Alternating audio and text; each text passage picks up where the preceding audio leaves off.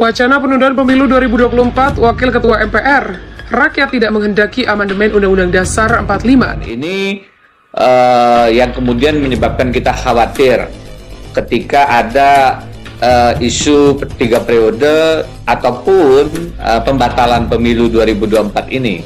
Kalau soliditas ini terus dibangun, maka numbers itu matters. Artinya suara koalisi pemerintah yang memang sudah mayoritas mutlak itu akan berujung pada perubahan Undang-Undang Dasar yang sebenarnya justru melanggar Undang-Undang Dasar itu sendiri. Saya terus terang bukan ahli politik yang punya bacaan kenapa ya di samping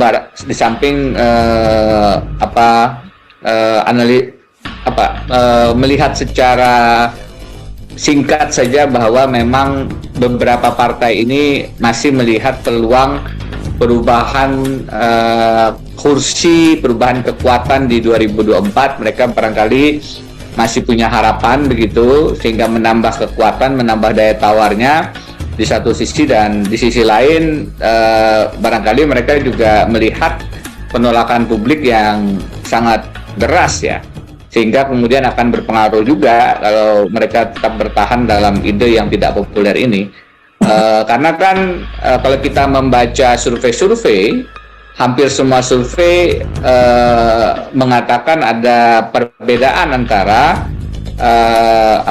kepopuleran Presiden Jokowi yang rata-rata sekitar 70%, Kompas dan lain-lain. Tapi di sisi yang lain juga masyarakat mayoritas menginginkan pemilu tetap 2024. Jadi dua hal yang berbeda begitu. Meskipun saya memberi catatan juga, terutama dalam bidang hukum. Bagi saya, survei Kompas yang menunjukkan bahwa kepuasan di bidang hukum masih sekitar 60-an, hampir 70% itu menjadi pertanyaan begitu. Karena banyak sekali isu-isu hukum yang kritis dalam artian sekarat begitu di masa pemerintahan ini. Negara itu dibangun bukan sekedar oleh konstitusi, dibangun juga oleh etika, dibangun juga oleh sejarah, ya, sejarah, etika, dan konstitusi itu satu kesatuan. Jadi konstitusi nggak bisa diubah sembarangan dengan mengabaikan faktor-faktor apa yang menyebabkan sebuah konstitusi harus diubah.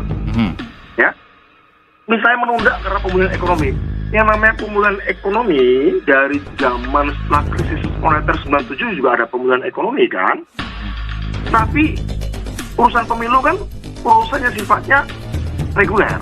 Tetap jalan tuh, bahwa kemudian Pak Harto kemudian mundur Mei 98 itu karena urusannya udah pemilunya sendiri memang tidak demokratis pada waktu itu. Tapi antara 99 sampai 2004 itu juga kita juga banyak melakukan pemulihan ekonomi ya, kita bangkit dari krisis. Toh dilaksanakan pemilu 99, dilaksanakan pemilu 2004. Saya tadi membaca begitu kata per kata dari setiap pernyataan Pak Presiden. Saya pikir kurang lugas ya, gitu dia. Di mana kurang lugasnya? Di mana kurang lugasnya? Masih bersayap begitulah. Jadi tidak mendebas langsung begitu loh untuk mematikan isu ini. Beda dengan 3 periode dulu. Kalau 3 periode dulu, beliau kan ngomong ini mau nampar muka saya, bahkan ini mau menjerumuskan saya, ini cari muka saya begitu. Jadi langsung selesai, langsung ditebas selesai begitu. Tapi kalau yang ini saya baca tadi itu, ya kalau kemudian ada pernyataan untuk perpanjangan, ya nggak boleh dilarang dong. Ini kan negara demokrasi katanya. Kemunduran pemilu ini adalah kemunduran bagi demokrasi kita ini. Bahkan menurut saya musibah bagi demokrasi kita begitu. Tapi karena kalau salah satu syarat atau pilar utama demokrasi itu adalah adanya pemilu yang reguler. Bung Jansen melihatnya seperti apa? Apakah melihatnya bahwa pernyataan ketiga Ketua Umum Parpol itu berdasarkan restu dari istana, dari Presiden, atau seperti apa kalau Bung Jansen melihatnya?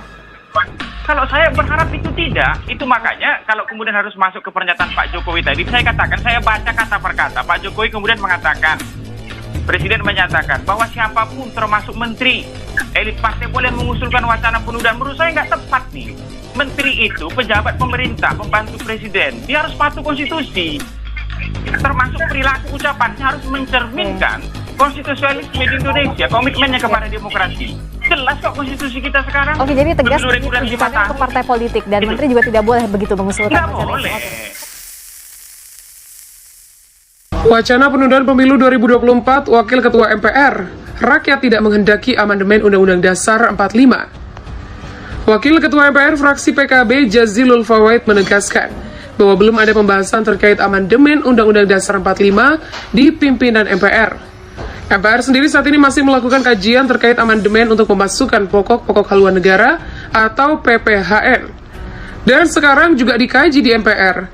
Kami sosialisasi berbagai tokoh, berbagai ormas, dan sampai hari ini terus terang tidak ada satupun pasal yang diajukan pengusulan amandemen oleh fraksi MPR maupun kelompok DPD, termasuk PPHN.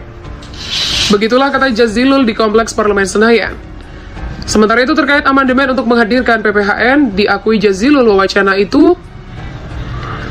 ini tidak cukup menarik kehendak rakyat.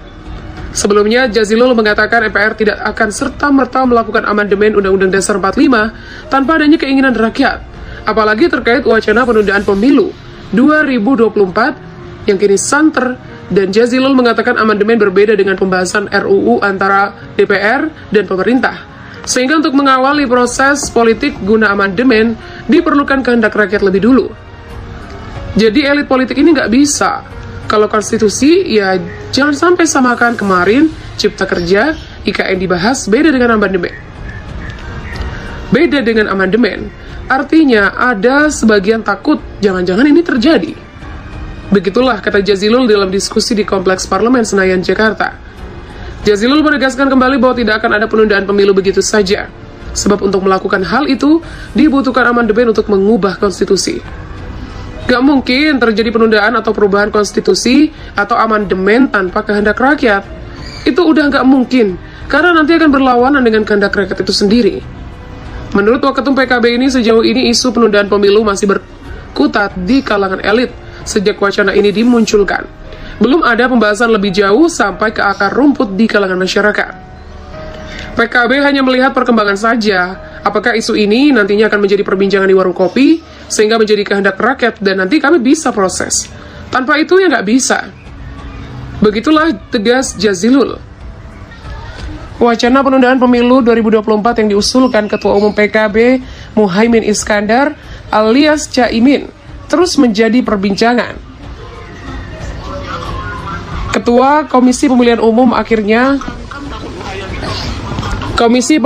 akhirnya memberikan penjelasan mengenai wacana tersebut.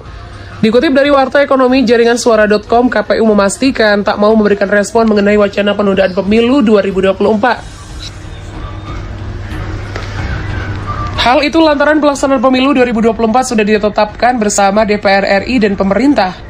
Penundaan pemilu itu domain dari MPR.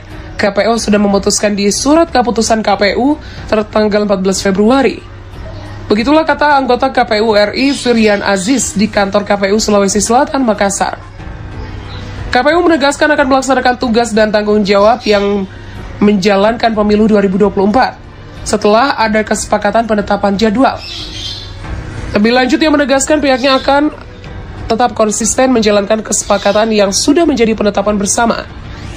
KPU tetap mempersiapkan pemilu 2024, jadi KPU sudah memutuskan tanggal pemilu. Maka seluruh organ penyelenggara pemilu, termasuk kehadiran saya kemari, dalam kerangka mempersiapkan dan menjalani pemilu 2024. Begitulah ucapnya.